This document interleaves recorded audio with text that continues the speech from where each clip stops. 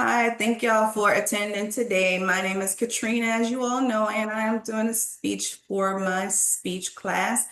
I am going to have you all introduce yourselves because I needed to have 6 participants. All right, so we're going to go ahead and start with the first person I see, and that's Deborah. Please introduce yourself. Hi, I'm Deborah. Thank you. Brianna, Hi, I'm Brianna. and then we have Callie, Hi, I'm Karen. and then we have Courtney. Hi, I'm Courtney. Next up, we have Tanil.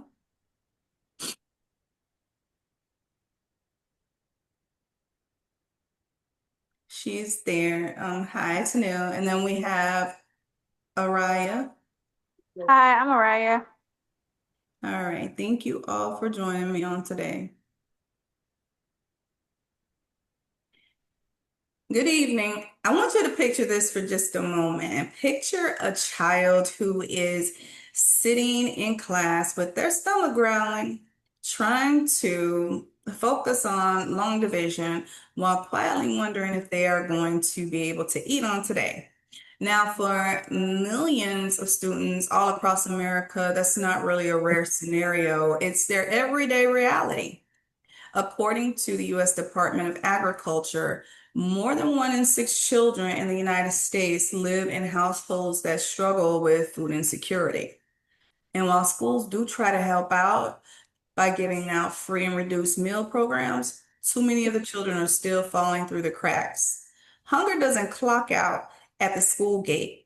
It walks right into our classrooms. And that's why today I'm here to try to persuade you that the United States should implement a national policy providing free breakfast and lunch for all K through 12 students. No exceptions, no income forms, and no stigma.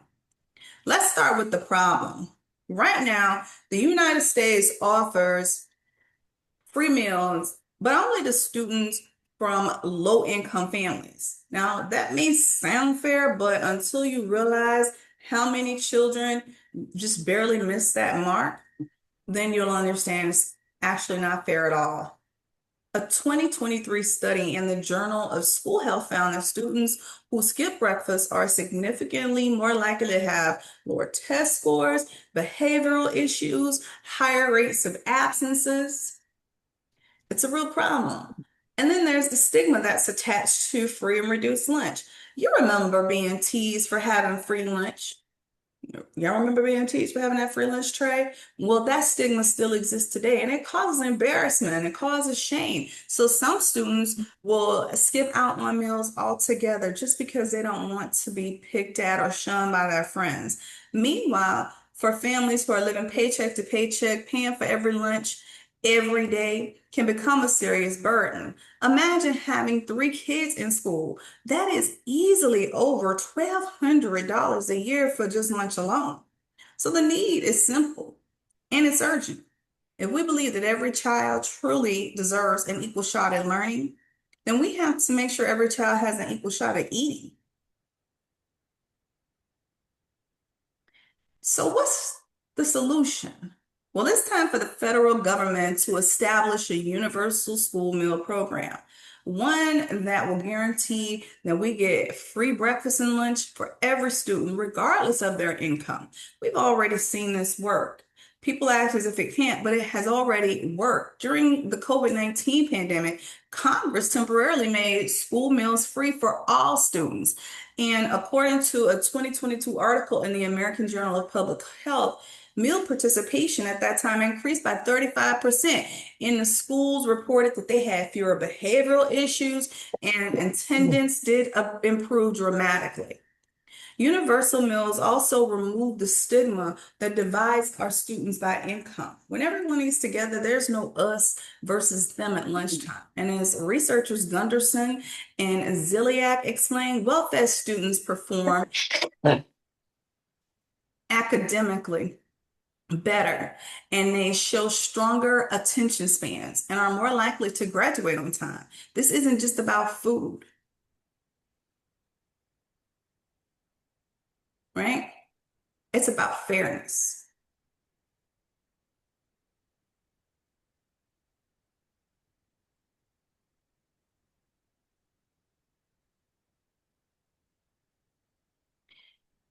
Now imagine what our schools could look like up under this policy. Imagine walking into a cafeteria where every student is eating, every student is talking, they're laughing. There's no shame, there's no paperwork, no hungry eyes staring at a friend's plate. Research from the Comparative Education Review in 2021 found that countries like Finland and Sweden, which already provide universal free meals, consistently score higher on international education benchmarks. Their success shows us what's possible when nutrition and learning go hand in hand. And here's something to think about. The cost of universal meals is far lower than the cost of poor performance, absenteeism, long-term health issues that come from malnutrition. In other words, feeding our students is not an expense, it's an investment. So what can we do? First, I'm asking you as future leaders, educators, citizens, to support federal legislation that funds universal school meals nationwide. Contact your representatives and tell them that hungry students can't learn. Second, advocate within your own communities. Encourage local schools and PTAs to adopt a no child denied meal policies now. Even small pilot programs can make a difference while we push for federal reform.